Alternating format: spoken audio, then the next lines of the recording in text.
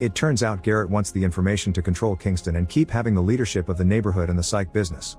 Next, Garrett uses his power to tear off the dog's head and gives it to a gang member, telling him to guard it with his life. When Kingston and his men arrive, Garrett meets them outside and shows them the robot's body, threatening to release the information if his people aren't left alone. However, Kingston responds by stabbing Garrett and cuffing him before sending his men and another K9 into the building. In the apartment, the group notices that reporters are already arriving in the area and Pavina points out they can still pull off her plan, so Connor convinces the guy to give him the robot head. At that moment a K9 unlocks the door and the cops burst in, so Connor tries shooting electricity at them, but unfortunately their shields have been modified to absorb it.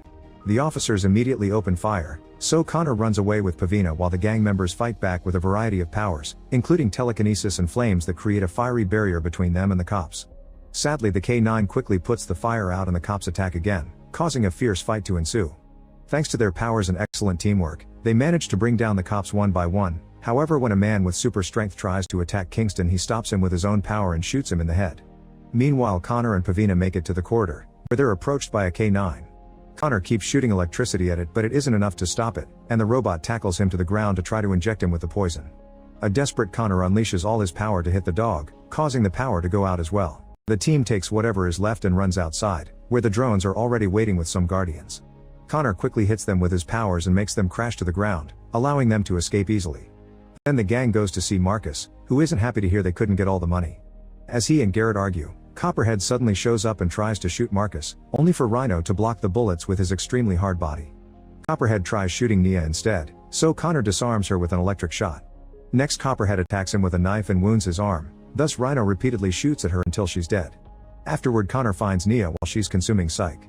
She notices Connor was wounded during the fight and immediately heals it while explaining that she keeps working for Marcus because she owes him. Later, when Connor gets home, Mary asks Connor about the money he hid in his drawer, confessing she called the place Connor said he was working at, but they never heard of him there. Connor tries to explain he's chosen crime for her sake, but suddenly Mary loses control of her power and collapses. She's immediately taken to the hospital and the doctor informs Connor that her tumor is pressing her brain against the skull, but Connor can't afford the necessary operation. When Connor leaves the hospital, Park and Davis are waiting for him to take him to the station.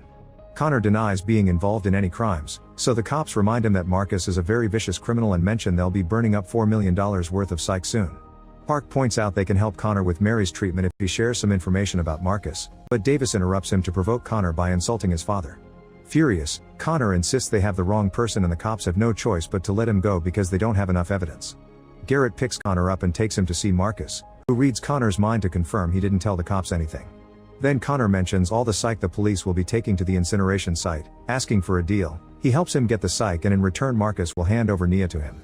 Garrett also asks to become a partner instead of crew, and Marcus agrees.